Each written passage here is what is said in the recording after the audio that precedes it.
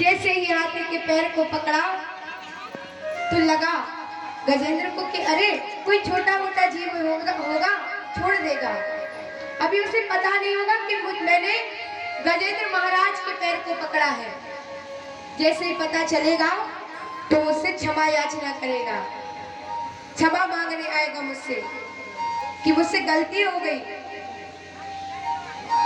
थोड़ी देर तक और देखा, परंतु वो ग्राह तो हाथी के पैर को और कस के पकड़ लिया, रक्त का शोषण करने लगा। गजेंद्र को लगा कि मैं तो निर्बल हो रहा हूँ, कमजोर होता जा रहा हूँ, ये तो मेरे रक्त का शोषण करने लगा। अपनी पत्नियों को पुकारने लगा, देवी आकर के मेरी प्राण रक्षा करो, मैं संकट में हूँ। पत्नियां आई, आकर के सूंड से सूंड मिला करके गजेंद्र को बाहर खींचने लगी। लेकिन कुछ दिनों तक तो पत्नियों ने खींचा बाहर, परंतु नहीं आया। तिल भर भी हाथी के पैर को ग्राह ने नहीं छोड़ा। पत्नियां कुछ दिनों तक खींचती रही और वहां से चली गई। अब बच्चों को आवाज लगाया, बेटा मैं संकट में हूँ, आकर के मेरी प्राण रक्षा करो। बच्चे आए, कुछ दिनों तक वे भी खींचते रहे, परंतु फिर बच्चे भी थक गए और वहां से चले गए।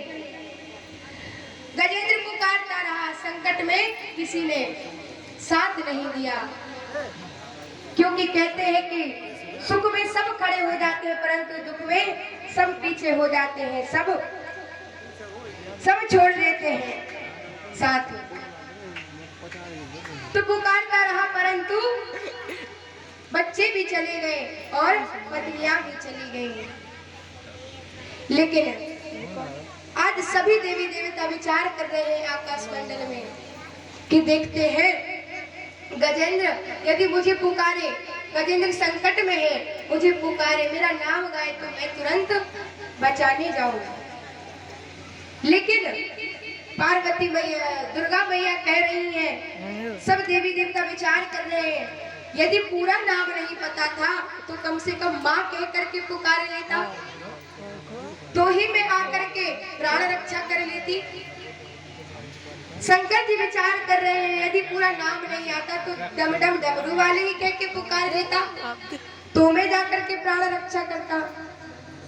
सब विचार कर रहे हैं, लेकिन मेरे कन्हैया विचार करने लगे कि देखो जो किसी का नाम नहीं वो मेरा नाम है। और मेरे भगवान ने तुरंत गरुड़ से कहा, गरुड़ गजेंद्र संकट में है, चलो चल करके गजेंद्र की रक्षा करनी है, गजेंद्र के प्राण संकट में है। परंतु उस समय गरुड़ जी को अपनी शक्ति का अभिमान हो गया।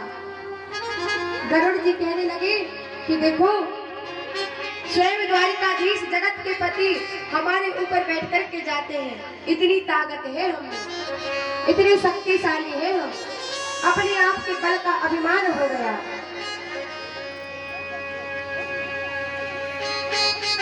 अच्छा, एक बार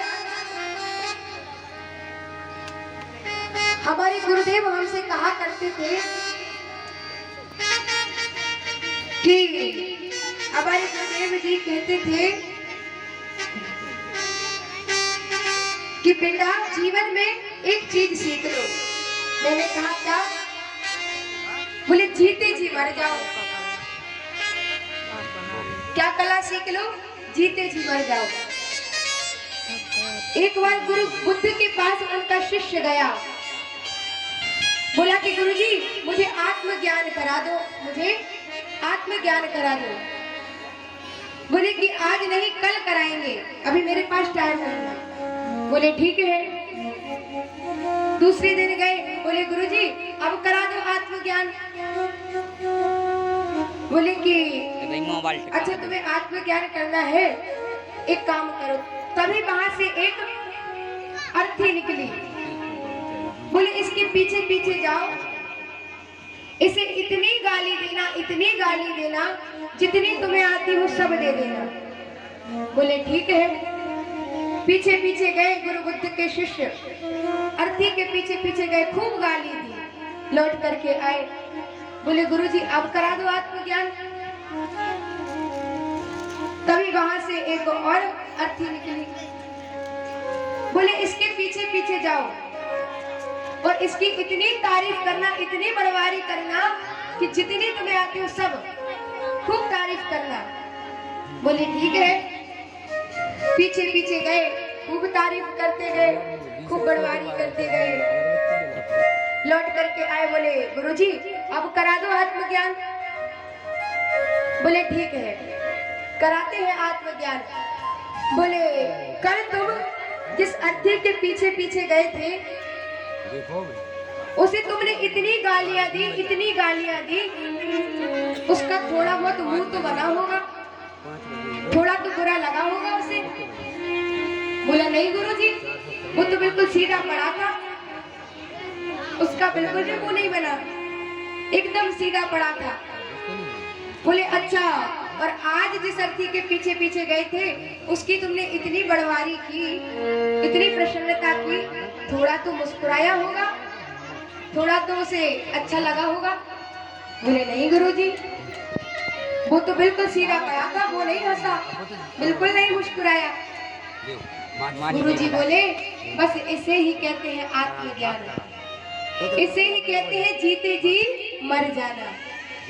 ये कला जिसने सीख ली उसका जीवन तो धन्य हो गया।